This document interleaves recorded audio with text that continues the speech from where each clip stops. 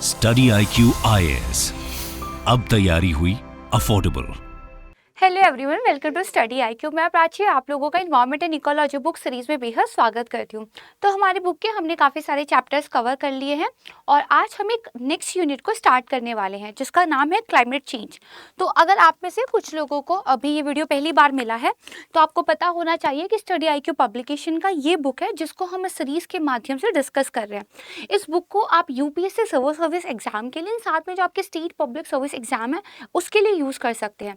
ये जो बुक है अगर आप परचेज करना चाहते हैं for the revision point of view से तो हिंदी और इंग्लिश दोनों लैंग्वेज में आपको अवेलेबल हो जाएगी। आप स्टडी IQ के ऐप से भी इसको परचेज कर सकते हैं या फिर इसका जो फ्लिपकार्ट का लिंक है वो आपको डिस्क्रिप्शन बॉक्स में कमेंट सेक्शन में मिल जाएगा। तो चलिए बिना किसी देरी के हमारे अपने लेक्चर को स्टार्ट करते हैं। तो आज हम बेसिकली जो क्लाइमेट चेंज है राइट उसको थोड़ा सा समझेंगे। और as you can see on the screen जो हमारे चैप्टर का नाम है ये भी है इंट्रोडक्शन टू क्लाइमेट चेंज। इसके बाद जो दूसरा हमारा चैप्टर होगा उसमें जो क्लाइमेट चेंज के इम्पैक्ट है हम वो समझेंगे। तो जनरली जब आप न्यूज़पेपर पढ़ते होंगे या करंट अफेयर वीडियोस को देखते होंगे तो आपने ये देखा होगा कि हमारा जो प्लैनेट है उसमें काफ़ी सारे चेंजेस देखने के लिए मिल रहे हैं। फॉर एग्जाम्पल कहीं पे बारिश ज़्यादा हो रही है तो कहीं पे सूखा पड़ रहा है, कहीं पे लैंडस्लाइड देखने को मिल रही है तो कहीं पे बायोडायवर्सिटी का लॉस हो रहा है। और इसके पीछे जो एक कारण बताया जाता है वो बताया जाता है क्लाइमेट चेंज, जिसको हम हिंदी में जलवायु परिवर्तन भी बोलते हैं। अब ये तो हमें पता चला कि बहुत सारी चीज़ें जो है ऑनगोइंग है हमारे प्लैनेट पर और उसका जो रीज़न है वो ये जलवायु परिवर्तन है। बट एग्जैक्टली ये क्लाइमेट चेंज है क्या? अगर हम इसके साइंस की बात करें, अगर हम इस क्लाइमेट चेंज के अर्थ की बात करें कि व्हाट डज दैट मीन, और फिर इसके लिए जो जिम्मेदार कुछ कॉजेज़ है, कुछ फैक्टर्स है, उनको हम डिस्कस करें तो हम एक बहुत ही बड़ा पिक्चर जो है अच्छे तरीके से क्लियर हो जाएगा। एंड देन क्लाइमेट चेंज को लेकर अगर आपके मीन्स में कभी भी कोई क्वेश्चन आता है तो आप ज़्यादा बेहतर तरीके से उसका आंसर कर पाएंगे, राइट है। और ओवरऑल ये चैप्टर आप एक जनरल अवेयरनेस के पॉइंट ऑफ व्यू से भी देख सकते हैं, पढ़ सकते हैं, because it's a ongoing phenomena और हमारे प्लैनेट के लिए आज के टाइम पर एक सबसे बड़ा चैलेंज हमारे लिए बना हुआ है। ठीक है, चलिए तो शुरुआत करते हैं। क्लाइमेट चेंज, तो क्लाइमेट यानी कि जलवायु ये क्या है हमें पहले ये पता होना चाहिए। देखिए दो टर्म बेसिकली यूज होती है, एक वेदर यानी कि मौसम एंड दूसरा क्लाइमेट यानी कि जलवायु। देखिए जब हम वेदर की बात करते हैं ये शॉर्ट टर्म ड्यूरेशन में टेम्परेचर प्रेसिपिटेशन की क्या बेसिकली एक आप कह सकते हैं कंडीशंस हैं उसको लेकर बात करते हैं। फॉर एग्जाम्पल अगर मैं कहूँ कि रात को जो टेम्परेचर था वो 20 डिग्री सेल्सियस था, ठीक है, दिन के टाइम पे जो है धूप निकली रहेगी, आसमान जो है साफ रहेगा, या फिर मैं कहूँ कल जो है बारिश होने की संभावना है, तो ये हम वेदर की बात करते हैं। इट्स अ वेदर फोरकास्ट कि कल जो है बारिश हो सकती है। लेकिन किसी पर्टिकुलर एरिया की बहुत सारी बेसिकली आप कह सकते हैं फैक्टर्स की वजह से एक अलग प्रकार की जो क्लाइमेटिक कंडीशंस हैं वो डेवलप होती हैं।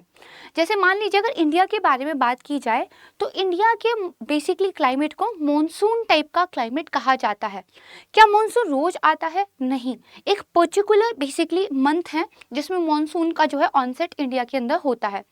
तो भारत के क्लाइमेट को ये जो मॉनसून है ये डिफाइन करता है और ये बहुत ही मेजर फिनोमिना है, इसीलिए हम इंडिया के क्लाइमेट को मॉनसून टाइप का कह देते हैं।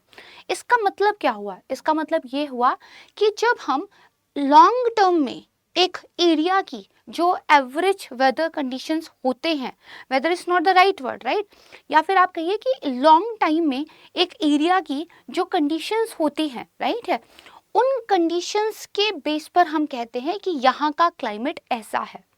जैसे अगर भारत की बात करें तो चार जो है आपको बेसिकली मौसम यहाँ पे देखने के लिए मिलते हैं। सीजन चार है इंडिया में मोटे तौर पर, राइट है, जिसमें से एक आपकी ठंडी होती है यानी कि कोल्ड सीजन है, दूसरा आपका समर सीजन है, एक आपका मॉनसून का ऑनसेट होता है, दूसरे टाइम पे आपका जो है मॉनसून लौटता है, वापस जाता है।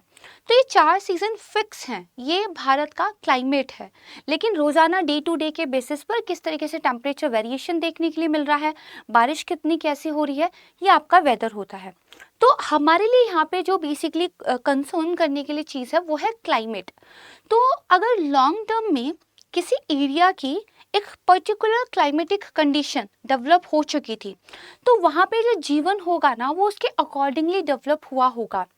अब इस क्लाइमेट में ना ग्रेजुअली थोड़े बहुत चेंजेस हमें देखने के लिए मिलते हैं, दैट्स अ नेचुरल प्रोसेस। लेकिन मान लीजिए किसी वजह से इन क्लाइमेटिक कंडीशंस में हमें रैपिडली चेंजेस देखने के लिए मिले, तो वो वहाँ के लिए ठीक नहीं माना जाएगा। फॉर एग्जाम्पल अगर हम बात करें समर सीजन में, जो हमारा नॉर्थ वेस्टर्न इंडिया है, वहाँ पे हमें गर्मी इन जनरल ज़्यादा देखने के लिए मिलती है। बट एक सर्टीन पॉइंट से भी ऊपर गर्मी हो जाए और ऐसा एक लंबे टाइम तक जो है फिनोमिना देखने को मिले, दैट मीन्स कि शायद इंडिया की जो क्लाइमेटिक कंडीशंस थी उनमें कुछ चेंज देखने के लिए मिल रहा है। या फिर अगर मॉनसून का जो टाइम है, मॉनसून कई बार कम आता है, कई बार ज़्यादा आता है, राइट है, तो कई बार हो सकता है कि जो इंडिया के अंदर मॉनसून का टाइम है उसमें कुछ रिवर्स हो जाए, उसमें कुछ बहुत बड़ा चेंज हो जाए, राइट है, तो हम कहेंगे कि इंडिया की क्लाइमेटिक कंडीशंस में कुछ चेंज हो गया है।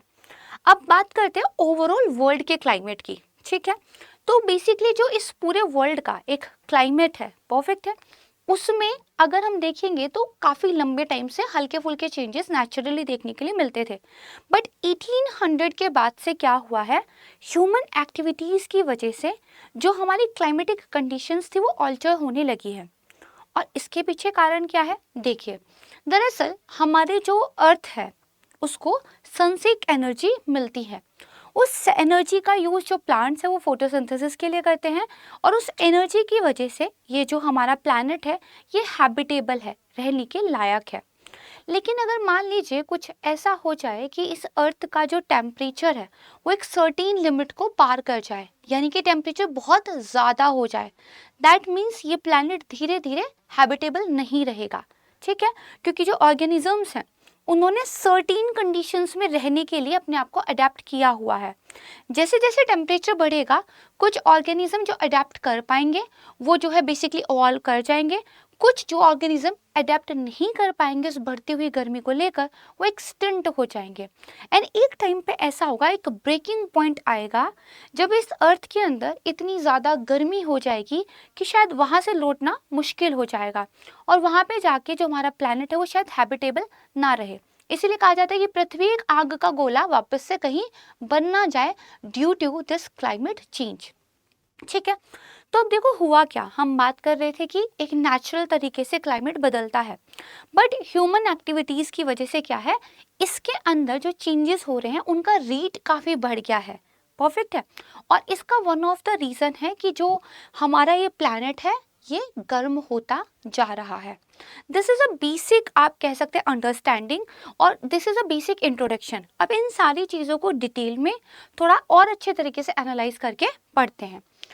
तो सबसे पहले देखिए, जो हमारा UNFCCC है उन्होंने बेसिकली क्लाइमेट चेंज की क्या एक डेफिनेशन दी हुई है।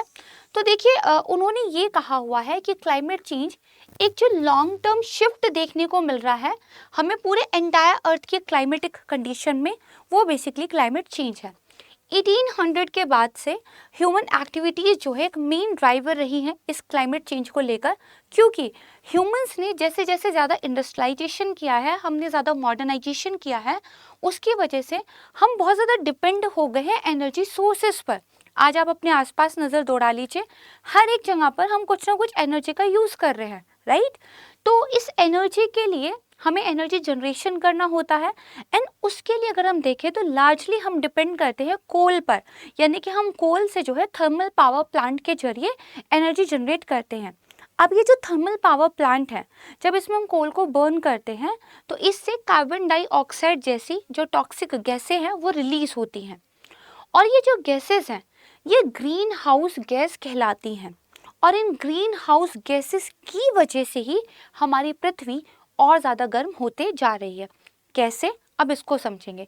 तो देखिए, हमें अभी तक सिर्फ इतना समझ में आया, जस्ट फोकस ऑन दैट, कि लॉन्ग टर्म में जो इस अर्थ की नॉर्मल क्लाइमेटिक कंडीशंस थी उनमें जब एक शिफ्ट देखने के लिए मिल रहा है तो वो हमारा क्लाइमेट चेंज एक बेसिक डेफिनेशन है। तो क्लास में आगे बढ़ने से पहले आपके लिए एक इंपॉर्टेंट इन्फॉर्मेशन, स्टडी IQ का P2I बैच 11 सितंबर को स्टार्ट होने वाला है। इसमें हमारी मॉर्निंग की क्लासेस रहेंगी इनके सुबह 8 बजे से।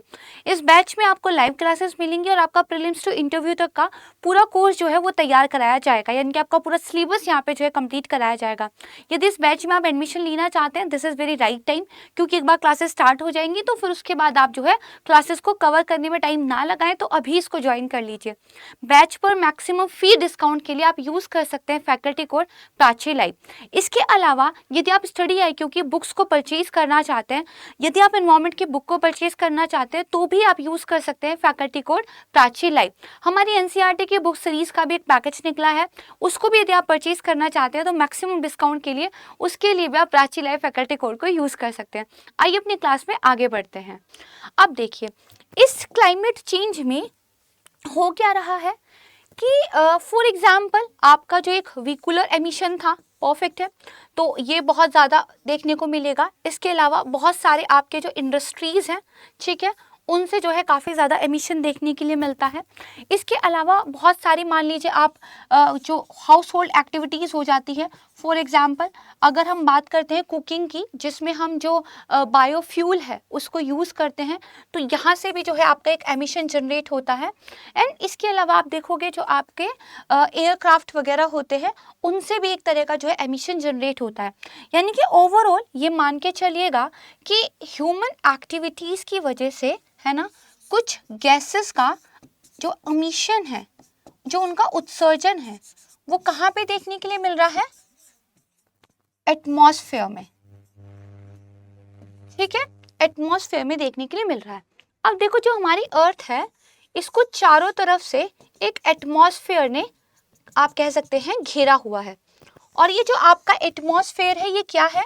इसके अंदर आपको बहुत सारी जो गैसेस हैं उनका एक मिक्स देखने के लिए मिल जाएगा। इसमें सबसे ज़्यादा आपको नाइट्रोजन देखने के लिए मिलती है, ऑक्सीजन देखने के लिए मिलती है, कार्बन डाइऑक्साइड का भी कुछ हिस्सा है और कुछ और बाकी गैसेस हैं। This is a normal composition of this atmosphere. अब इस एटमॉस्फेयर का एक पर्पस तो हमें ऑक्सीजन की अवेलेबिलिटी देना है, जिसके लिए हम बेसिकली ब्रीथ करते हैं, है ना, हम ऑक्सीजन इनहेल करते हैं, कार्बन डाइऑक्साइड को एक्सहेल कर देते हैं। दूसरा क्या है, जब ये बेसिकली सन से हमें क्या है, एनर्जी मिलती है, तो ये जो एटमॉस्फेयर है ये कुछ एनर्जी को अब्सॉर्ब कर लेता है, कुछ एनर्जी जो है अर्थ के सरफेस पर पहुंच जाती है। इसकी वजह से जो अर्थ के सरफेस का टेम्परेचर है वो क्या है, इंक्रीज होने लगता है। जितना टेम्परेचर अर्थ के सरफेस को चाहिए होता है वो अपने पास रखकर वापस फिर अर्थ क्या करती है, धीरे धीरे वापस से इस रेडिएशन को एटमॉस्फेयर में और जो स्पेस है उसमें क्या है, रिवर्ट बैक कर देती है। तो एक तरीके से देखा जाए तो हमें सन से हीट मिल रही है और उस हीट को फिर अर्थ क्या है, वापस से रिवर्ट भी कर दे रही है। तो अर्थ पर एक क्या बन जाता है, अर्थ पर एक हीट बैलेंस बन जाता है, ठीक है। यानी कि बस उतनी ही गर्मी हमें यहाँ पर फील होती है जितनी गर्मी हमारे रहने के लिए ज़रूरी है। अगर अर्थ पर ये हीट बैलेंस ना हो तो शायद अर्थ पर ये फोटोसिंथेसिस जो एक नॉर्मल आपको मौसम दिखते हैं ये शायद ना हो पाते, कुछ अदर तरह की जो है कंडीशंस यहाँ पे हो सकती थी। अब देखिए वापस आइए, atmosphere the mixture of the gases.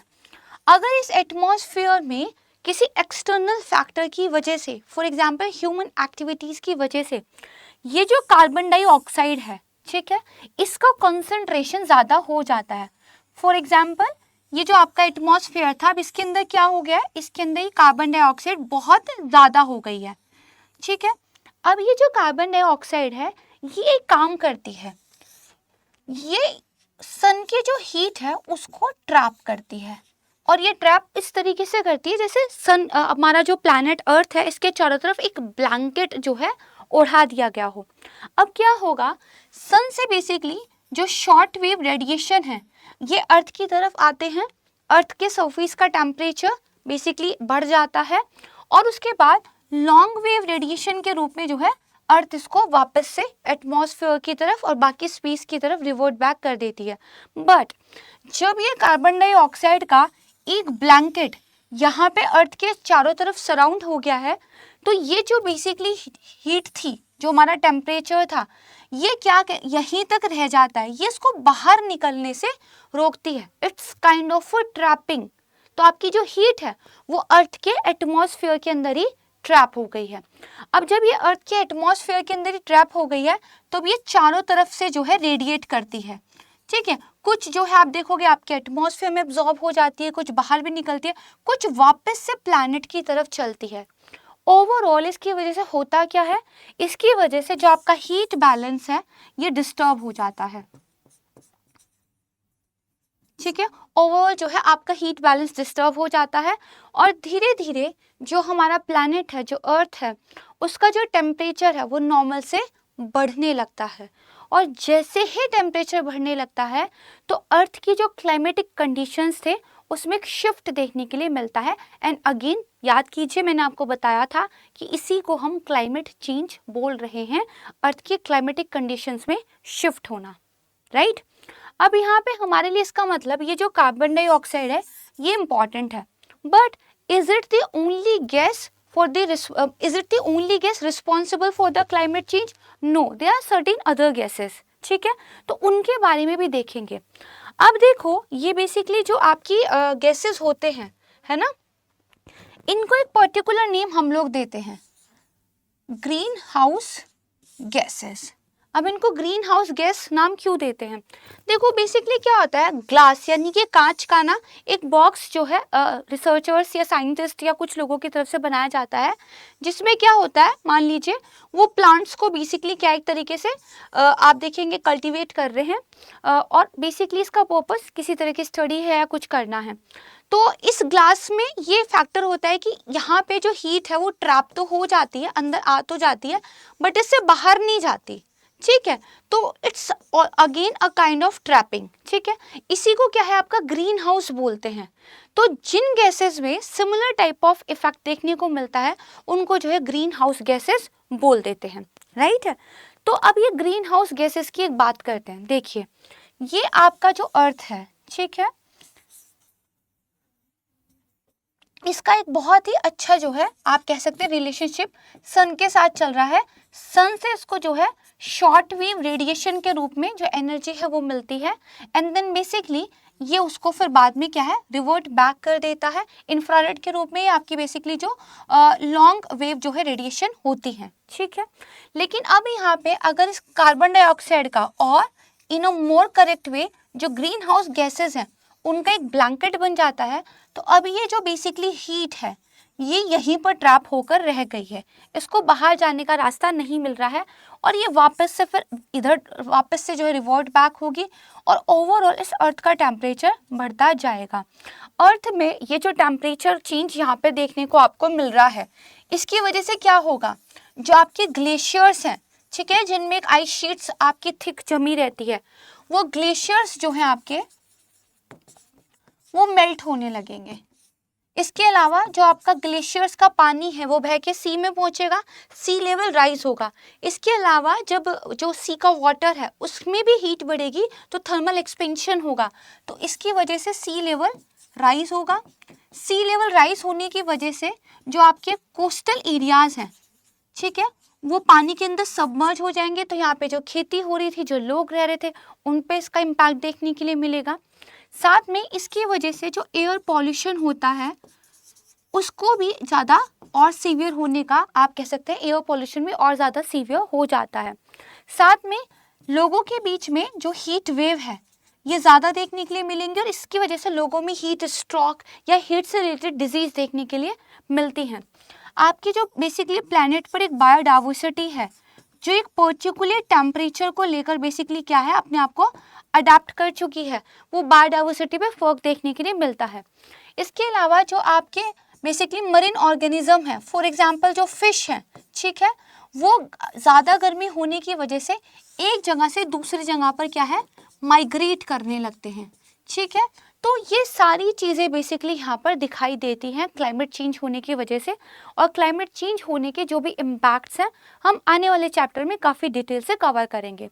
Now क्योंकि अब हमें क्लाइमेट चेंज का एक बेसिक अंडरस्टैंडिंग डेवलप हो चुका है, तो अब हम फोकस करते हैं जो हमारी ग्रीन हाउस गैसेज हैं। ठीक है, इन ग्रीन हाउस गैसेज पर फोकस करते हैं।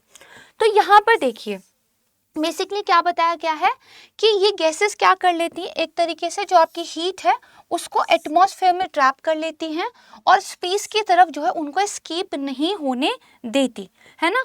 इसी को कहते हैं आपका बेसिकली ग्रीन हाउस इफेक्ट। ठीक है, कि जो बेसिकली आपके एटमॉस्फेयर में सन का जो हीट है वो ट्रैप हो गया है। अब देखो नेचुरली ये देखा जाता था नेचुरली, कुछ हीट जो है सन की हमारे पास रहती थी, बट वो बेसिकली प्लैनेट के टेम्परेचर को रेगुलेट करने में एक बहुत इंपॉर्टेंट रोल प्ले करती थी, राइट है। इसके साथ अगर आप देखोगे कि अगर जो वाटर वेपर है, कार्बन डाइऑक्साइड, मीथेन, नाइट्रस के ऑक्साइड, ये कुछ वैसे गैसेस हैं जिनके अंदर ग्रीन हाउस जो बेसिकली एक इफेक्ट है वो देखा जाता है, और ये हमारे प्लैनेट को वार्म करने में अपने कंट्रीब्यूशन जो है यहाँ पर अदा कर रही हैं, ठीक है। तो बेसिकली क्या होगा, जो सनलाइट है उसका एब्जॉर्प्शन जो है आपको देखने को मिलेगा, ठीक है, और उसकी वजह से धीरे धीरे आपका जो प्लैनेट है आप देखोगे उसका एक तरीके से क्या है, टेम्परेचर बढ़ता चला जाएगा, ठीक है जी। इसको आप आराम से समझ चुके हैं बहुत ही। तो ये कुछ डायग्राम यहाँ पे आपको बहुत बेहतर तरीके से बुक में बना के दिया हुआ है, जो बताता है कि किस तरीके से आपका जो सोलर रेडिएशन है वो अर्थ को मिलता है, सरफेस वार्म होता है, देन वापस से जो है इसको रिफ्लेक्ट बैक कर दिया जाता है एटमॉस्फेयर की तरफ और वहाँ से स्पेस में। बट जब ये ग्रीन हाउस गैस इफेक्ट आता है तो ये आपके एटमॉस्फेयर में ही जो है ट्रैप होने लगती है। दिस इज वेरी क्लियर, इसमें तो कोई भी डाउट नहीं है। Now let's focus on the green house gases. तो मैंने आपको बताया इनको ग्रीन हाउस गैस इसलिए बोला है क्योंकि हीट को ट्रैप करते हैं दिस इफेक्ट की वजह से। They are many. पहला है आपका वाटर वेपर, राइट है। तो वाटर वेपर की अगर हम बात करें यानी कि आपका जल वाष्प, तो आपको पता है कि जो आपका एटमॉस्फेयर है उसमें मॉइस्चर के रूप में है ना बहुत सारा वाटर वेपर प्रेजेंट है। कई बार जब बेसिकली ज़्यादा वाटर वेपर होता है तो हमें चिपचिपाहट भी फील होती है, ह्यूमिडिटी फील होती है, इसी एयर मॉइस्चर की वजह से। ये जो वाटर वेपर होता है एक्चुअली ये भी ग्रीन हाउस इफेक्ट के लिए रिस्पॉन्सिबल होता है, ठीक है, इसको ध्यान रखिएगा। लेकिन ये जो वाटर वेपर है अब ये बहुत इसका लॉन्ग ड्यूरेशन तो है नहीं, है ना, क्योंकि वाटर साइकिल का पार्ट है। कभी बारिश हो गई, कभी इवेपोरेशन हो गया, ठीक है, कभी आपका एयर के अंदर मॉइस्चर कुछ टाइम तक होल्ड कर गया। तो इसका ना आप ये कह सकते हैं कि वाटर वेपर का जो डेज है उनमें इतना ज़्यादा कंट्रीब्यूशन नहीं है, ठीक है। फॉर एग्जांपल अगर मैं बात करूँ जो कार्बन डाइऑक्साइड है वो आपके एटमॉस्फेयर में बहुत लंबे टाइम तक रह सकती है। उसके बाद जो बेसिकली हमारी सन की एनर्जी होती है उसकी वजह से मॉलिक्यूल्स ब्रेक डाउन हो जाते हैं, एटम्स ब्रेक डाउन हो जाते हैं एंड देन फाइनल डिस्कार्ड हो जाती है। बट उसमें बहुत ज़्यादा टाइम लगता है, 100 साल से भी ज़्यादा टाइम तक जो कार्बन डाइऑक्साइड है वो एटमॉस्फेयर में रह सकती है, तो वो ज़्यादा खतरनाक इसीलिए मानी जाती है। बट वाटर वेपर जो है वो काफ़ी कम दिनों के लिए जो आपके एटमॉस्फेयर में रहता है, ठीक है जी। तो यहाँ पे अगर अब देखा जाए तो वाटर वेपर की कुछ कैरेक्टरिस्टिक्स के बारे में बात कर लेते हैं। सबसे पहला तो हमने देखा एक नेचुरल ब्लैंकेट के रूप में ये काम करता है, हीट को ट्रैप करता है। दूसरा देखेंगे लेटेंट हीट का रिलीज। देखो जो वाटर वेपर जो एयर के अंदर है, जब उस एयर का टेम्परेचर ड्रॉप होने लगता है तो कंडेंसेशन का प्रोसेस आता है, यानी कि क्लाउड फॉर्मेशन होते हैं, ठीक है। तो उसमें इस वाटर वेपर का जो लेटेंट हीट है वो क्या है, रिलीज हो जाता है, ठीक है। और इसकी वजह से क्या है, आप में के बेसिकली एटमॉस्फेयर में इंस्टेबिलिटी इंक्रीज होती है, सीवियर वेदर जो फिनोमिना वगैरह हैं वो देखे जाते हैं, ठीक है। अब इसका सोर्स कहाँ है भाई, आपके अर्थ के सरफेस पे इतने सारे वाटर बॉडीज वगैरह हैं, वहाँ से जो इसका सोर्स आता है, ठीक है। दूसरी इंपॉर्टेंट ग्रीन हाउस गैस जिसके बारे में हमसे बात करते आ रहे हैं डेट इज कार्बन डाइऑक्साइड। तो कार्बन डाइऑक्साइड की बात करें it's a long lived green house gas. ये काफ़ी लंबे टाइम तक जो है बेसिकली आपके एटमॉस्फेयर में रह जाती है। अब इसका सोर्स क्या है, कुछ तो नेचुरल सोर्स है। मैंने आपको बताया था हम ऑक्सीजन को बेसिकली इनहेल करते हैं, कार्बन डाइऑक्साइड को एक्सहेल करते हैं, तो वन ऑफ द सोर्स तो यही है। दूसरा जो वॉल्केनिक एक्टिविटीज़ होते हैं, जब ज्वालामुखी विस्फोट होता है तो उससे भी कुछ कार्बन डाइऑक्साइड जो आपके एटमॉस्फेयर में रिलीज होती है। देन ओशन से भी कुछ कार्बन डाइऑक्साइड जो है नेचुरली रिलीज होते रहती है, और इस प्रोसेस को बेसिकली आउटगैसिंग बोलते हैं। It's a natural process. But देखो ये तो नेचुरल था, तो एक बैलेंस मेंटेन था, बट जब इसमें एंथ्रोपोजेनिक इंटरवेंशन देखने के लिए मिला तो चीज़ें जो है यहाँ पर प्रॉब्लमेटिक होते चली गई।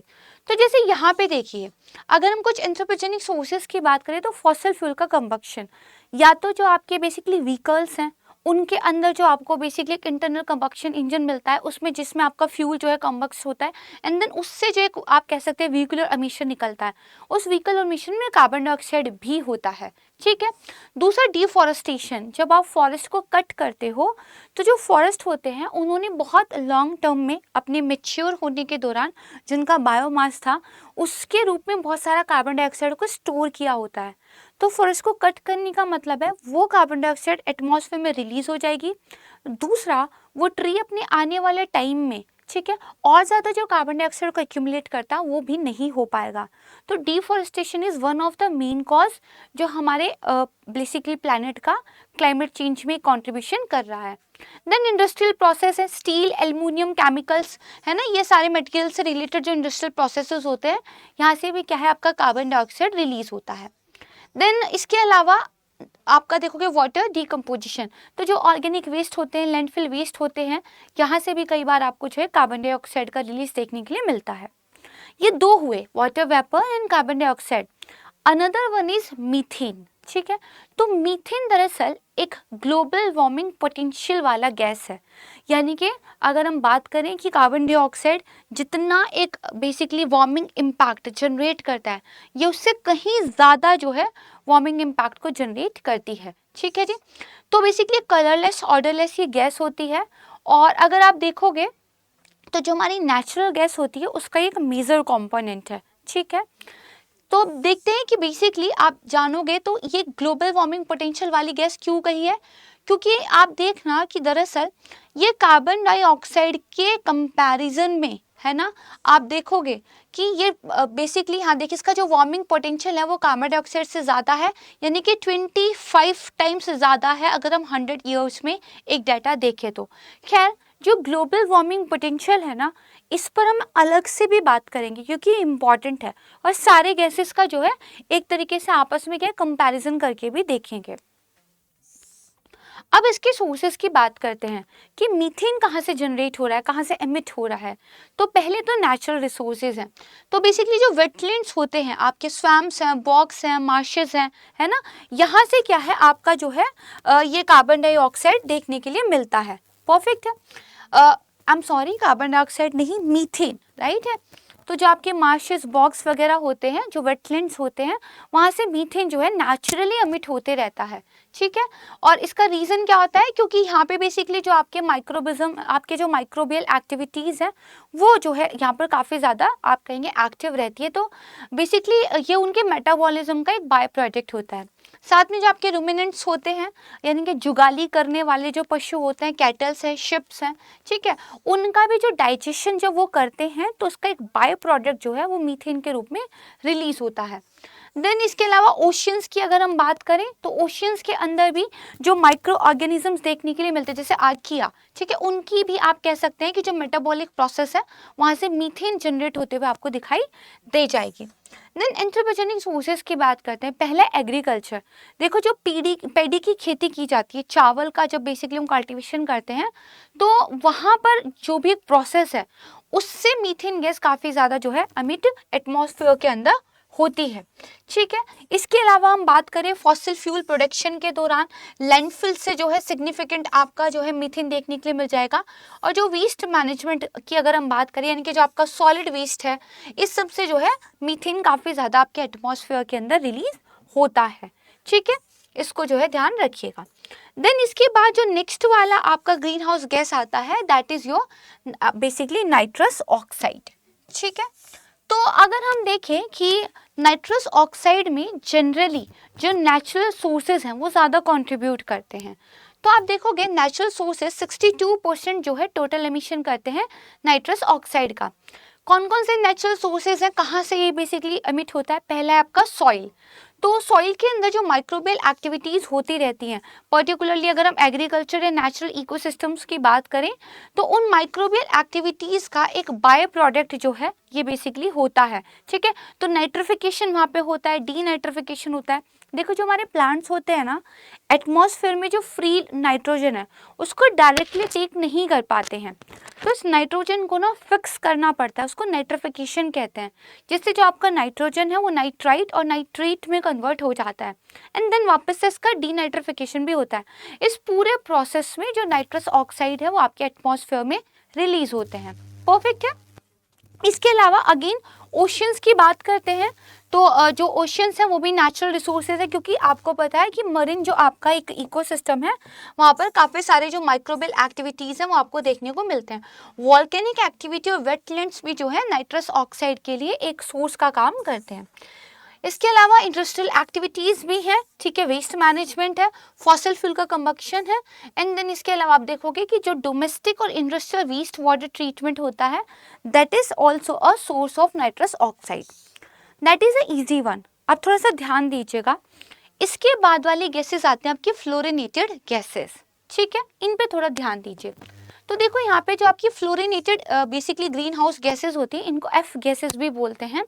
ये सिंथेटिक गैसेस का एक ग्रुप है जिसके अंदर फ्लोरीन एटम होता है। सिंथेटिक मतलब ह्यूमंस के द्वारा इनको मैन्युफैक्चर किया जाता है, ठीक है। ये बहुत ज़्यादा पोटेंट आपके ग्रीन हाउस गैस होते हैं और वर्ल्ड के बेसिकली क्लाइमेट पर और यू कैन से ग्लोब के क्लाइमेट पर इनका एक बहुत ही वास्ट इम्पैक्ट देखने के लिए मिलता है। तो देखिए ये जो गैसेस हैं ये एटमॉस्फेयर में होती तो बड़ी स्मॉल कॉन्सेंट्रेशन में है, बट अगेन इनका भी जो ग्लोबल वार्मिंग पोटेंशियल है वो काफ़ी ज़्यादा हाई होता है। देखते हैं कौन कौन सी आती है। पहला है आपका हाइड्रोफ्लोरोकार्बन्स, ठीक है। तो हाइड्रोफ्लोरोकार्बन्स को हम HFC भी बोलते हैं। ये जो HFC था ना, ये एक ओजोन डिप्लीटिंग सब्सटेंस जो है बेसिकली आप देखोगे माना जाता था, ठीक है। सॉरी, जो ओजोन डिप्लीटिंग सब्सटेंस थे हमारे उनको सब्स्टिट्यूट करने के लिए लाया गया था। इसको समझते हैं थोड़ा सा।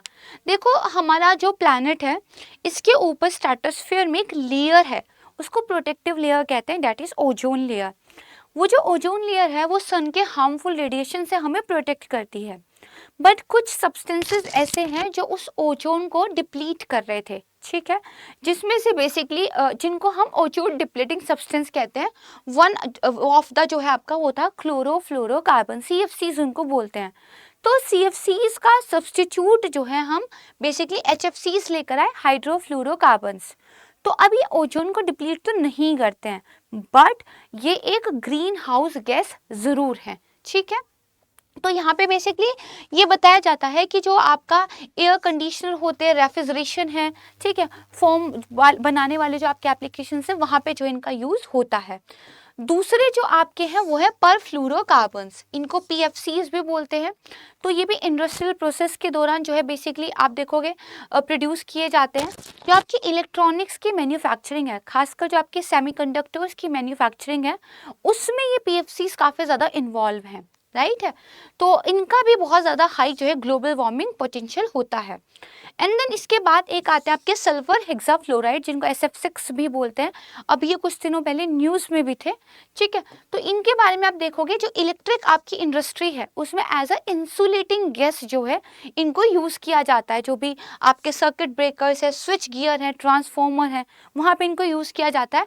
बट अगेन ये भी एक ग्रीन हाउस गैस है और ये आपके एटमॉस्फेयर में 1000 ईयर्स तक रह सकते हैं। यानी कि एक बार अगर ये SF6 आपके एटमॉस्फेयर में रिलीज हो गया तो उसके बाद 1000 ईयर लग जाएंगे बेसिकली इसको रिमूव होने में, और तब तक ये as a greenhouse gas heat को ट्रैप करते रहेगा, जिसकी वजह से हमारे प्लैनेट का क्लाइमेट चेंज होते रहेगा। Is it clear? चलिए आगे बढ़ते हैं। इसके बाद अगर नेक्स्ट की आप बात करोगे तो इनके सोर्सेज के बारे में बात की गई है। तो देखो ये जो गैसेस हैं इनका नेचुरल सोर्स तो नहीं है, बल्कि इनका एंथ्रोपोजेनिक सोर्स है। जैसे जो आपका रेफ्रिजरेशन है, एयर कंडीशनर्स है, वहाँ पर हम जो है हाइड्रोफ्लोरोकार्बन्स को यूज़ करते हैं। फोम ब्लोइंग एजेंट्स की बात करें तो वहाँ पर आपकी फ्लोरीन गैसेस, HFCs वगैरह जो है यूज़ होते हैं। फायर सप्रेशन सिस्टम की हम बात करें तो यहाँ पे आपके हाइड्रोक्लोरोफ्लोरोकार्बन्स यूज़ होते हैं, परफ्लोरोकार्बन्स यूज़ होते हैं, ठीक है। इसके अलावा इलेक्ट्रिकल इंडस्ट्री की बात करें, सल्फर हेक्सा जो है आपका फ्लोराइड यूज होता है। सेमीकंडक्टर्स की बात करें या फिर जो आपका बेसिकली आपका इलेक्ट्रॉनिक्स का मार्केट है वहाँ पे आपका मैग्नीशियम, ठीक है, एल्यूमिनियम, ये सब यूज होता है। फ्लोरीन गैस यहाँ पे यूज होती है, ठीक है। तो इस वजह से क्या है, यहाँ से जो है ये आपकी गैसेस एटमॉस्फेयर में सस्पेंड हो जाती है, राइट है। नेक्स्ट आता है आपके एटमॉस्फेरिक एरोसोल्स। तो आपने देखा होगा कि जो हमारी एयर होती है कई बार कोई एयर ना अगर डस्टी सी है तो हमें ब्रीथ करने में ना थोड़ी मुश्किल सी महसूस होती है। दरअसल जो हमारी एयर है उसमें सिर्फ गैसेस ही नहीं होते हैं, बल्कि कुछ सस्पेंडेड आप कह सकते हैं पार्टिकल्स भी होते हैं, बहुत टाइनी सॉलिड पार्टिकल्स। तो ये जो टाइनी सॉलिड पार्टिकल्स है जो हमारी एयर में सस्पेंड है, इन्हीं को जो है हम बेसिकली एटमॉस्फेरिक एरोसोल्स बोलते हैं। ठीक है, ये नेचुरल और ह्यूमन मेड सोर्सेस दोनों से जो है हमारे एटमॉस्फेयर में आ सकते हैं। तो अगर बात करें तो ये कई तरीके से बने हो सकते हैं, है ना भाई। टाइनी सा एक पार्टिकल है, वो डस्ट भी हो सकती है, वो शूट हो सकता है, सी सॉल्ट हो सकता है, सल्फेट के पार्टिकल्स हो सकते हैं, कुछ ऑर्गेनिक कंपाउंड हो सकता है, वॉल्केनिक एक्टिविटीज से जो इतना सारा ऐश बाहर आता है, बहुत सारी चीज़ें बाहर आती है, उसमें से कुछ हो सकता है। तो ये सब जब आपकी एयर के अंदर सस्पेंड हो जाता है तो इसका भी आपके अर्थ के क्लाइमेट पर एक इम्पैक्ट देखने के लिए मिलता है। साइज की बात करें तो वेरी करते हैं, नैनोमीटर से लेकर माइक्रोमीटर तक का साइज इनका जो है बेसिकली हो सकता है। इनके बारे में थोड़ी सी बात करते हैं, ठीक है। तो देखो बेसिकली जो आपके एरोसोल्स हैं, है ना, ये वॉल्केनिक इरप्शन, डस्ट स्टॉर्म, सी का स्प्रे, है ना, बायोजेनिक एमिशन, इन सब की वजह से क्या है आपके एटमॉस्फेयर में आ जाते हैं। एंथ्रोपोजेनिक सोर्सेज की बात करें तो जो आपका इंडस्ट्रियल एमिशन है, व्हीकल के एग्जॉस्ट हैं, बायोमास को अगर आप बर्न कर रहे हो, या आपके जो पावर प्लांट एमिशन है उसकी वजह से भी क्या है आपका एटमॉस्फेयर में रिलीज हो जाता है।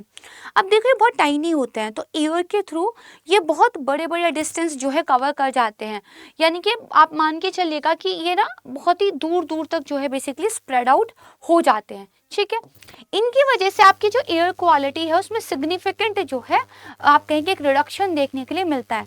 जैसे अगर हम साइज के बेस पे बात करें तो दो तरह के हम बेसिकली पार्टिकल्स की बात करते हैं, particulate matter 2.5 and particulate matter 10। तो इनकी वजह से जो हमारी एयर क्वालिटी है वो सब्सटेंशियली जो है डिक्रीज होती है, और अस्थमेटिक जो पेशेंट्स होते हैं उनको इसकी वजह से बहुत प्रॉब्लम देखने को मिलती है। ठीक है, अब इन एरोसोल्स का क्या क्या इम्पैक्ट होता है, तो देखो कमाल की बात है, ये जो एरोसोल्स हैं ये हमारे प्लैनेट के लिए पॉजिटिव इम्पैक्ट भी क्रिएट करते हैं और नेगेटिव इम्पैक्ट भी क्रिएट करते हैं। दोनों के बारे में समझते हैं। देखो कई बार क्या होता है कि बेसिकली जो एरोसोल्स हैं इनसे जब sunlight, for example this is your aerosol, इससे जब आपकी कोई सनलाइट टकराती है तो वापस रिफ्लेक्ट बैक भी हो जाती है। ठीक है, तो आप देखोगे कि इसकी वजह से क्या है ये अर्थ को कूल रखने में हेल्प करते हैं। बट कुछ एरोसोल्स ऐसे होते हैं जो बेसिकली इस सन की एनर्जी को, हीट को एब्जॉर्ब कर लेते हैं, जिसकी वजह से हमारे एटमॉस्फेयर में एक हीट जो है उसका आप कह सकते हैं असर उसको जनरेट करते हैं। तो बेसिकली अगर देखा जाए तो कूलिंग इम्पैक्ट भी हो सकता है, बट जो इसका बेसिकली एक वार्मिंग इम्पैक्ट है वो भी हो सकता है। ठीक है, इसके अलावा देखो बारिश में, प्रेसिपिटेशन में ये हमें काफ़ी ज़्यादा हेल्प करते हैं, क्योंकि जो हमारा बेसिकली आप देखोगे जब हमारी मॉइस्चर से भरी हुई एयर ऊपर जाएगी, कंडेंसेशन का बेसिकली जो प्रोसेस होगा, तो एक आपके पास न्यूक्लियर होता है जिसके चारों तरफ ये मॉइस्चर जो है आपका इस तरीके से आप कहेंगे क्लाउड फॉर्मेशन करता है। ठीक है, तो बेसिकली क्या होता है इसकी वजह से ये ना क्लाउड कंडेंसेशन न्यूक्ली के रूप में बेसिकली काम करते हैं, एंड इसकी वजह से जो प्रेसिपिटेशन है वो पॉसिबल हो पाता है। परफेक्ट है, इसको रेज कर देते हैं, राइट। इसके अलावा देखो ये हमारा जो स्ट्रेटोस्फेयर है उसको डैमेज करने में भी एक रोल जो है प्ले करते हैं। तो आप देखोगे कि बेसिकली जो एयरसोल्स हैं, है ना, ये आप देखोगे कि बेसिकली स्ट्रेटोस्फेयर में जाके जो हमारा ओजोन है उसको डिप्लीट करने में एक रोल जो है अपना अदा करते हैं, एंड अगेन अर्थ का वो काफ़ी ज़्यादा प्रोटेक्टिव लेयर है। परफेक्ट है, इसकी वजह से हेल्थ प्रॉब्लम्स इनसे काफ़ी ज़्यादा लिंक रहती है। जो आपके रेस्पिरेटरी प्रॉब्लम्स है, कार्डियोवास्कुलर प्रॉब्लम्स है, वो जो है आपको यहाँ पे देखने के लिए मिल जाएंगे, राइट। अब एक टर्म आता है, बहुत ज़्यादा इंपॉर्टेंट तो नहीं है, बट अगेन इट्स यूपीएससी, हमें पता नहीं वो कब क्या पूछ ले, एरोसोल्स के रिगार्डिंग में ही, एरोसोल्स ऑप्टिकल डेप्थ। ठीक है, ये क्या है थोड़ा सा पता होना चाहिए एग्जाम के पॉइंट ऑफ व्यू से। तो यहाँ पे देखो ये बेसिकली आपका जो अर्थ का एटमॉस्फेयर है उसमें एरोसोल्स का कितना अमाउंट प्रेजेंट है, ठीक है, उसको मेजर करता है। यानी कि जो आपका एटमॉस्फेयर है उसमें कितना एरोसोल्स प्रेजेंट है, जब आप ये मेजर करते हो तो वो आपका जो है एरोसोल ऑप्टिकल डेप्थ बेसिकली कहलाता है। इसकी कोई यूनिट नहीं है, ठीक है, डायमेंशन लेस इसकी जो है वैल्यू रहती है। 0 टू हायर वैल्यू रखते हैं, ज़्यादा हाई वैल्यू का मतलब है ज़्यादा एरोसोल्स आपके जो है एयर के अंदर है। ठीक है, बहुत सारे फैक्टर्स की वजह से जो है ये इस पे असर देखने को मिल सकता है। एयर सोर्स पार्टिकल का टाइप क्या है, साइज क्या है, ह्यूमिडिटी कितनी है, टेम्परेचर कितना है ना, उसकी वजह से जो है आपको ये एओडी की जो वैल्यू है ये अलग अलग देखने के लिए मिल जाएगी। तो साइंटिस्ट इसको क्यों मेजर करते हैं? देखो, साइंटिस्ट एस्टिमेट लगा सकते हैं कि कितना सोलर रेडिएशन अब्जॉर्ब्ड होगा, कितना स्कैटर्ड हो जाएगा, कितना एयर सोर्स रिफ्लेक्ट करेंगे, इसका ओवरऑल सरफेस टेम्परेचर पे क्या असर देखने को मिलेगा, इसका ओवरऑल जो हमारे प्रेसिपिटेशन आपके बेसिकली पैटर्न्स हैं उन पे क्या असर देखने के लिए मिलेगा। तो साइंटिस्ट इसको समझने के लिए ज़्यादा बेटर ये जो बेसिकली आपका एओडी है इसको कई बार मेजर कर लेते हैं। जस्ट बेसिक इन्फॉर्मेशन आपको इसके बारे में पता होना चाहिए, ठीक है। अब देखो, ये जो एयरोसोल्स होते हैं ना, तो कई बार क्या होता है कि इनको एयर से रिमूव करना मैंडेटरी हो जाता है due to the health problems they create, right. तो तरीके हैं कुछ, तो आप देखोगे नेचुरल रिमूवल प्रोसेस ही है। अगर आपने देखा होगा हवा में बहुत ज़्यादा धूल होती है और बारिश हो जाए तो बारिश होने के बाद क्लियर हो जाता है, तो बेसिकली जो आपका प्रेसिपिटेशन है वो एक नेचुरल प्रोसेस है जो इन एयरोसोल्स को आपके एटमॉस्फेयर से जो है रिमूव कर देते हैं। सिमिलर तरीके से आपका है बेसिकली डिपोजिशन। तो आप देखोगे जो बेसिकली विंटर्स में आपको एक डिपोजिशन देखने के लिए मिलता है, तो कई बार वो क्या है अपने साथ इन एयरोसोल्स के पार्टिकल को भी नीचे ले आता है ना। तो ये एक तरीका यहाँ पे आपको देखने को मिल जाएगा। ये पार्टिकल्स क्या है, एयर से रिमूव हो जाते हैं और जो हमारा सरफेस है यानी कि जो लैंड है, जो वाटर बॉडीज है, वहाँ पर डिपॉजिट हो जाते हैं। एंड देन तीसरा एक प्रोसेस है आपका फोटोलाइसिस। तो फोटोलाइसिस में क्या होता है कि बेसिकली जो सनलाइट है वो इन पार्टिकल्स को ब्रेक डाउन कर देती है, ठीक है, ख़त्म कर देती है। तो this is again a natural process. लेकिन जैसा कि मैंने बताया ह्यूमन एक्टिविटीज़ की वजह से इन सारी टॉक्सिक चीज़ों का जो कंसंट्रेशन है वो बहुत ज़्यादा बढ़ गया है हमारे एटमॉस्फेयर में। तो कई बार मान लीजिए फॉर एग्जांपल हम अगर कोल प्लांट की बात करें तो वहाँ से बहुत सारा जो है इस तरह के जो पार्टिकल्स हैं वो एयर के अंदर सस्पेंड होते हैं। या मान लीजिए कोई कंस्ट्रक्शन वाली साइट है जहाँ पे कंस्ट्रक्शन का काम चल रहा है, वहाँ से भी इस तरह के पार्टिकल्स जो आपकी एयर में सस्पेंड हो जाएंगे, देन हमें मैन्युअली इनको रिमूव करना पड़ेगा। परफेक्ट। तो उसके भी कुछ तरीके होते हैं। जैसे एक तरीका होता है फिल्ट्रेशन। ओके, तो जो बहुत सारी इंडस्ट्रियल या रेसिडेंशियल सेटिंग्स हैं वो फिल्ट्रेशन टेक्निक्स का यूज़ करती हैं ताकि जो एग्जॉस्ट बाहर जा रहा है उसको फिल्टर आउट कर दें, राइट है।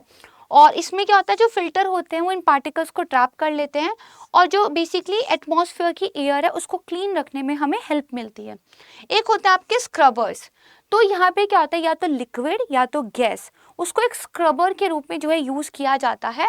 और जनरली हम इनको क्या करते हैं, इन स्क्रबर डिवाइसेस को इंडस्ट्रियल जो एक्टिविटीज़ हैं या जो इंडस्ट्रीज़ हैं वहाँ पर यूज़ करते हैं। तो गैस या लिक्विड का यूज़ करके हम इन पार्टिकल्स को ट्रैप कर लेते हैं। एंड देन आपका एक इलेक्ट्रोस्टैटिक प्रेसिपिटेशन होता है। इलेक्ट्रोस्टैटिक प्रेसिपिटेशन में जो इलेक्ट्रिकली चार्ज आपके क्या है प्लेट्स होते हैं, ठीक है, आपके प्लेट्स होते हैं जो कि इलेक्ट्रिकली चार्ज होते हैं, उनको यूज़ किया जाता है। और ये इलेक्ट्रिकली चार्ज प्लेट्स जो हैं इन पार्टिकल्स को अट्रैक्ट कर लेते हैं, राइट है।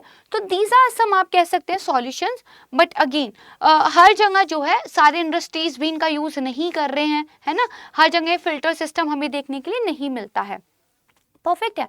अब मैंने आपको बताया था कि एयर के अंदर जो ये टाइनी पार्टिकल सस्पेंडेड है ये अलग अलग तरीके के हो सकते हैं। तो दो इम्पॉर्टेंट हैं आपको पढ़ने, एक है ब्लैक कार्बन और एक है आपका ब्राउन कार्बन। दोनों के बारे में जो है हमें एक बेसिक आइडिया होना चाहिए।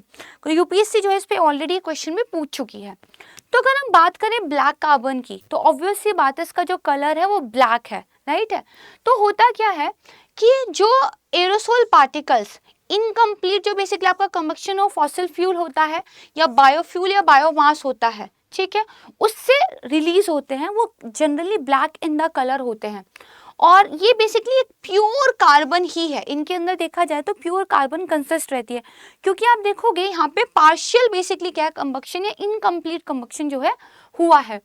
अब आप देखोगे कि ये जो बेसिकली ब्लैक कार्बन है इसके नेचुरल सोर्सेज की बात करें तो अगर कहीं पे वाइल्ड फायर है, फॉरेस्ट फायर लगी है, वहाँ से रिलीज होते हैं, वॉल्केनिक इरप्शन से रिलीज होते हैं। Dust storm is one of the reason. कुछ ओशियनिक इनके सोर्सेज भी होते हैं। एंथ्रोपोजेनिक सोर्सेज की बात करें तो जो ट्रांसपोर्टेशन है, आपके जो इंटरनल कंबक्शन इंजन होते हैं वो इसका एक सोर्स है। दूसरा आप देखोगे तो इंडस्ट्रियल प्रोसेसेस हैं, जैसे पावर जनरेशन, मैन्युफैक्चरिंग, ठीक है, ये यहाँ से जो है आपके ब्लैक कार्बन्स अमिट होते हैं, ठीक है जी। इसके अलावा वेस्ट वगैरह की बर्निंग होती है तो भी। अब देखो इसके इम्पैक्ट की बात करते हैं, ठीक है। यहाँ पे देखो ब्लैक कार्बन के सोर्स आपको बताए हुए हैं। इम्पैक्ट की बात करते हैं तो इनकी वजह से देखो क्या होता है, ये ज्यादा सनलाइट को ऑब्जॉर्व करते हैं, it's dark in the colour, and साथ में आप देखोगे ये क्या करते हैं, फिर ज्यादा हीट अब्जॉर्ब करते हैं, तो उसकी वजह से क्या होता है कि ज्यादा वार्मिंग इम्पैक्ट यहाँ पे जनरेट होता है। बाद में जो हार्ट डिजीज है, स्ट्रोक है, लंग डिजीज, लंग कैंसर भी इनकी वजह से आपको देखने के लिए मिल जाएंगे, राइट है। तो ना सिर्फ प्लैनेट के लिए बल्कि देखा जाए तो हमारी ओवरऑल हेल्थ के लिए भी क्या है, नुकसानदेह होते हैं। दूसरा क्या होता है, जो हमारे आइस कैप्स वगैरह हैं या जो हमारे ग्लेशियर्स वगैरह हैं, उनके ऊपर एक लेयर के रूप में ये क्या है, अगर इकट्ठा हो जाते हैं तो उसकी वजह से जो वहाँ का एल्बिडो है, ठीक है, वो क्या है, कम हो जाता है। एल्बिडो कम होने की वजह से ये जो बेसिकली आइस हमारे कैप्स और ग्लेशियर से, ये मोर सन का जो लाइट है उसको एब्जॉर्ब करते हैं, यानी कि इनको ज़्यादा हीट मिलती है, आपके ज़्यादा से ज़्यादा ग्लेशियर्स क्या है, मेल्ट होते हैं। तो ये काफ़ी ज़्यादा आप कह सकते हैं कि एक ह्यूमन बेसिकली हेल्थ के लिए और हमारे प्लैनेट के लिए हार्मफुल है। दूसरा बेसिकली हमारा होता है ब्राउन कार्बन। तो देखो ब्राउन कार्बन क्या है, जो आपका ऑर्गेनिक कार्बनिक गैस एक बेसिकली मटेरियल होता है, ठीक है। तो आप देखोगे इसको हम बेसिकली क्या कहते हैं, ब्राउन कार्बन बोलते हैं। इसका जो कलर होता है वो थोड़ा ब्राउन देखने के लिए मिलता है, यानी कि क्या है, ऑर्गेनिक कार्बोनेसियस एक आपका मटेरियल है जो लाइट को एब्जॉर्ब करता है, विजिबल टू अल्ट्रावायलेट। देखो आपका इलेक्ट्रोमैग्नेटिक एक स्पेक्ट्रम होता है, उसमें जो ब्राउन कार्बन है वो आपका विजिबल से लेके जो अल्ट्रावायलेट है उसको अब्जॉर्ब करता है।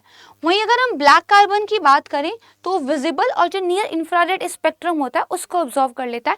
दैट्स वाई दोनों का कलर अलग है, दोनों का लाइट को अब्जॉर्ब करने वाली प्रॉपर्टी अलग है, इनको हम जो है अलग अलग तरीके से जानते हैं। कंपोजिशन की बात करें, इसमें आपको ऑर्गेनिक कंपाउंड ज़्यादातर देखने के लिए मिलेंगे, जो बायोमास है, जैसे वुड है, बायोफ्यूल्स है, क्रॉप रेसिड्यूज है, उनकी जो भी एक इनकम्प्लीट बर्निंग होती है वहाँ से जो है ये ब्राउन कार्बन आपके जनरेट होते हैं, ठीक है जी।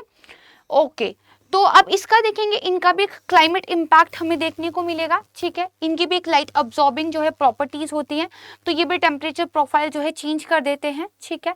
एयर क्वालिटी की बात करें तो ये एयर क्वालिटी को भी डिग्रेड करते हैं, और पर्टिकुलेट मैटर के फॉर्म होने में भी एक रोल जो है यहाँ पर ये प्ले करते हैं, राइट है। तो ये ब्लैक कार्बन और जो आपका ब्राउन कार्बन, ये दोनों आपको पता होना चाहिए।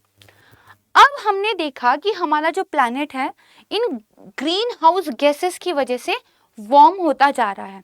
इसको हमने एक टर्म दे दी है जिसका नाम है ग्लोबल वार्मिंग, राइट है। तो ये ग्लोबल वार्मिंग वही है कि बेसिकली सरफेस टेम्परेचर जो है वो बिल्डअप होता जा रहा है due to greenhouse effect, ठीक है। और हमने कहा भी था कि भाई प्री इंडस्ट्रियल एरिया में जितना बेसिकली एक हमारे अर्थ का टेम्परेचर था, उससे हमें जो टेम्परेचर हमारे प्लैनेट का बढ़ रहा है 1.5 डिग्री सेल्सियस पर ही लिमिट करना है। 2 डिग्री सेल्सियस का टारगेट है, लेकिन कोशिश की जाए कि 1.5 डिग्री सेल्सियस ही रखा जाए। तो यहाँ पे आप देख सकते हो किस तरह से डिफॉरेस्टेशन है, या फिर आपके जो CFCs हैं, व्हीकुलर एमिशन है, इंडस्ट्रियल एक्टिविटीज़ हैं, इन सब से आपके ग्रीन हाउस गैसेस रिलीज होते हैं, एक ब्लैंकेट जैसा यहाँ पे क्रिएट होता है, जिसकी वजह से हीट जो है मोर एब्जॉर्ब हो जाती है। इसकी वजह से क्या है, आपका ग्लोबल वार्मिंग एक इफेक्ट देखने को मिलता है। अब मैंने आपको बताया था ये जो ग्रीन हाउस गैसेज हैं, इनमें से किसी किसी का जो ग्लोबल वार्मिंग पोटेंशियल है वो ज़्यादा है। क्या होता है इसको थोड़ा डिटेल में देखते हैं।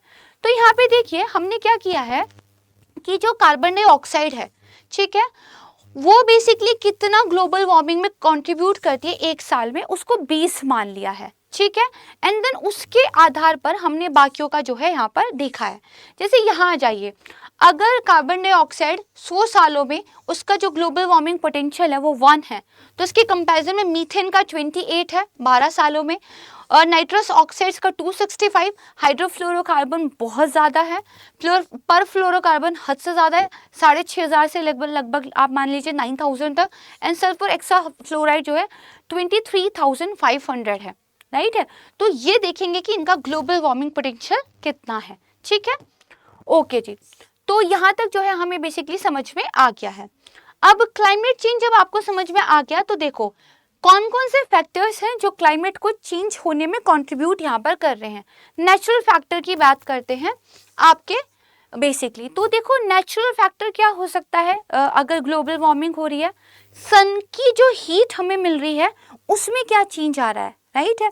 अब आपको पता है कि जो हमारी अर्थ है वो अपने एक्सिस पे रोटेट करती रहती है, थोड़ा सा एक्सिस उसका टिल्ट है, एंड साथ में बेसिकली क्या है, सन के चारों तरफ वो रिवॉल्व भी करते रहती है। परफेक्ट है। अगर इस रिवॉल्व करने वाले पाथ में, जिसको हम ऑर्बिट कहते हैं, इसमें कोई चेंज आ जाए, या हमारा जो बेसिकली अर्थ का एक्सिस है उसमें कोई चेंज हो जाए, तो हो सकता है कि सन से जो हमें हीट मिलती है उसमें भी चेंज देखने को मिले, और उस चेंज की वजह से हमारे यहाँ क्लाइमेट में चेंजेस देखने को मिलेंगे। थोड़ा सा ध्यान से समझिए, यहाँ पर देखिए बेसिकली कि यहाँ पे ये बताया गया है कि देखो अर्थ का बेसिकली क्या होता है, जो एक इसेंट्रिसिटी है, जो एक्सियल टिल्ट है, और जो आपका एक प्रीसेशन है, इनमें कलेक्टिवली जब कुछ चेंज आते हैं तो उनको क्या है, बेसिकली उनमें चेंज जब जब आएंगे उनको कलेक्टिवली क्या है, मिलानकोविच साइकिल के नाम से जो है जानते हैं। दरअसल एक साइंटिस्ट थे, उन्होंने ये कहा था कई हजार सालों में जाके अर्थ का जो ऑर्बिट है, अर्थ का जो एक्सियल टिल्ट है, ठीक है, और बेसिकली जिस तरीके से वो रोटेशन कर रही है, इसमें चेंज आएगा और आता रहा होगा। तो उसकी वजह से प्लैनेट को जितनी भी धूप, हीट, यानी कि जो सोलर इंसोलेशन है वो मिल रहा है, उसमें चेंज देखने के लिए मिलता है, ठीक है। इसको थोड़ा देखते हैं। तो वो पहले कह रहे हैं change in the earth orbit, right है। तो भी आपको पता है कि जो बेसिकली हमारी अर्थ है वो सन के सराउंड एक बेसिकली आप देखोगे इस ओवल शेप में, ठीक है, क्या है, एक तरीके से रिवॉल्व हो रही है। बट उनका कहना ये है कि बेसिकली करीब बहुत हजार सालों में, लाखों सालों में ये जो है ये ऑर्बिट बेसिकली क्या है, आपका सर्कुलर पाथ बन जाएगा। तो आप देख रहे हो कि जो बेसिकली अभी हमारी अर्थ अगर यहाँ पे है और ये अगर सर्कुलर हो जाए तो ये यहाँ पे आएगी रिवॉल्व करते टाइम, इसको इसेंट्रिसिटी जो है बोलते हैं। तो this is one of the reason. दूसरा बेसिकली यहाँ पे बताया गया है कि हो सकता है कि देखो सन का जो बेसिकली आप देखोगे, सॉरी, जो प्लैनेट का हमारा बेसिकली आप देखो एक्सिस है वो हल्का सा टिल्ट है, राइट है। तो उनका कहना है कि कभी पहले शायद 21.4 डिग्री था, अब ये जो है 30.5 डिग्री है, और ये आगे चल के क्या है 24.5 डिग्री जो है हो सकता है, ठीक है। तो इसके अलावा आप देखोगे टिल्ट का जो बेसिकली डायरेक्शन है, एंगल है, वो भी चेंज हो सकता है, ठीक है, प्रिसिशन। तो अगर ऐसे है तो ऐसे हो जाएगा। इसकी वजह से क्या होगा, जो हमें मिलने वाली हीट है उसमें जो है बेसिकली चेंज देखने को मिलेगा। परफेक्ट है। ये सारे जो फैक्टर्स हैं ये क्लाइमेट को लेकर इम्पैक्ट करते हैं। इसके अलावा जो वॉल्केनिक एक्टिविटीज़ होती हैं इनका भी अर्थ के क्लाइमेट पर एक बहुत बड़ा इम्पैक्ट देखने को मिलता है। जैसे अगर हम बात करें, जो वॉल्केनिक एक्टिविटी होती है, जो ऐश है, जो सल्फर डाइऑक्साइड है, ये एटमॉस्फेयर में रिलीज होते हैं और बेसिकली क्या करते हैं, सनलाइट को रिफ्लेक्ट करते हैं, ठीक है। तो बेसिकली क्या होता है कि इसकी वजह से एक कूल टाइप का इम्पैक्ट जो है अर्थ पर जनरेट होता है। और यहाँ पर आप देखोगे कि पुराने टाइम पे भी जब हमारा प्लैनेट बहुत ज़्यादा गर्म था तो इन वॉल्केनिक एक्टिविटीज़ ने उसको कूल डाउन होने में हेल्प की थी। बट अगर मान लीजिए बहुत ज़्यादा लार्ज वॉल्केनिक इरप्शन हो जाए जिससे एक huge amount of carbon dioxide अगर रिलीज हो तो हमारे प्लैनेट को गर्म होने में भी क्या है, एक तरीके से कंट्रीब्यूशन दे सकता है, ठीक है जी। तो दोनों ही तरह की चीज़ें आपको देखने के लिए मिलेंगी। इसके अलावा आप देखोगे कि जो प्लेट टेक्टोनिक है, यानी कि हमारा जो बेसिकली अर्थ का क्रस्ट है उसके नीचे आपको पता है कि जो प्लेट्स हैं वो मूवमेंट करते रहते हैं, तो उन मूवमेंट्स की वजह से भी हमारा जो अर्थ का क्लाइमेट है उस पर हमें चेंजेस देखने के लिए मिलते हैं। एंड देन इसके बाद जो ओशन करंट्स होते हैं, तो आपको पता है इक्वेटर से चलने वाले जो आपके करंट्स हैं वो जनरली वार्म होते हैं, पोलर से इक्वेटर की तरफ चलने वाले जो आपके बेसिकली करंट होते हैं वो कोल्ड होते हैं। तो जब भी कोई करंट किसी लैंड मास के पास जाता है, अगर वो वार्म है या कोल्ड है, बिल्कुल वैसा ही जो इम्पैक्ट है वो वहाँ के क्लाइमेट पर छोड़ता है। तो इनका भी एक असर जो है आपको देखने के लिए मिल जाएगा। एंड देन अगर इंडिया की बात करें तो जो ये अल नीनो है ना, आपका जो बेसिकली साउदर्न ऑक्सीलेशन है, ठीक है, इन सब की वजह से भी क्या है, क्लाइमेट पे चेंज देखने के लिए आपको मिलता है। परफेक्ट है। फिर यस, हम तब से इसको पढ़ ही रहे हैं कि जो एंथ्रोपोजेनिक फैक्टर्स है उसकी वजह से तो क्लाइमेट में एक ऑल्टर देखने को मिल ही रहा है, जिसमें हमारा industrial sector, transport sector, deforestation, ये सबसे ज़्यादा क्या है, रिस्पॉन्सिबल है। ठीक है, तो this is all about the climate change. I hope कि आपको क्लाइमेट चेंज की एक बेसिक अंडरस्टैंडिंग यहाँ पे समझ में आई होगी। यहाँ पे हम अपने लेक्चर को एंड करते हैं और बेसिकली इसके बाद जो हम अपना नेक्स्ट चैप्टर कवर करेंगे उसमें क्लाइमेट चेंज के जो इम्पैक्ट्स हैं उनको मोर डिटेल में जो है कवर करेंगे।